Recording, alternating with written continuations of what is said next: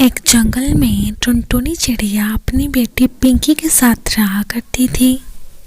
कुछ समय पहले टुनटुनी के पति कालू कौवे की एक बीमारी के चलते मौत हो गई थी। टुनटुनी के घर के सामने बंटी कबूतर रहता था, जो कि पिंकी का आशिक था। एक दिन पिंकी बगीचे में पानी भरने आई हुई थी कि अचानक बंटी वहां आ जाता है। अरे पिंकी, तुम ये नौकरानियों जैसे काम क्यों करती हो?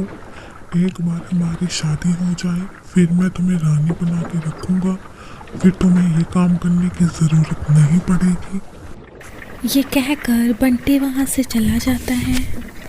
अगले दिन पिंकी चिड़िया खिड़की से बंटी कबूतर के साथ बातें कर रही थी कि अचानक टुनटुनी वहां आ जाती है। बेटा पिंकी, तो किससे बातें कर रही है? जरा मुझे भी तो पता चले कौन है वो। तो किससे बातें कर रही थी?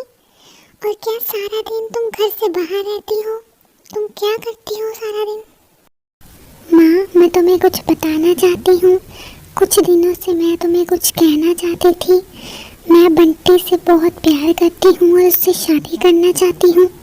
मैं चाहती हूँ कि तुम हमारे रिश्ते की बात करो। टुनटुनी कुछ नहीं कहती और वो दोनों सो जाते हैं। अगले दिन टुनटुनी पिंकी का रिश्ता लेकर बंटी के घर जाती है। अरे सुंदरी बहन, मेरी पिंकी और आपका बंटी एक दूसरे से बहुत प्यार करता है। अब हमें देरी नहीं करनी चाहिए, इन दोनों की शादी करवा देनी चाहिए। अरे हाँ टुनटुनी बहन, जैसा तुम्हें ठीक लगे। अगले दिन पिंकी और बंटी कबूतर की बहुत धूमधाम से शादी हो जाती है और वो दोनों बहुत खुश थे। कुछ समय बाद पिंकी 2 अंडे देती है, जिनमें से 2 प्यारी प्यारी बेटियां निकलती हैं।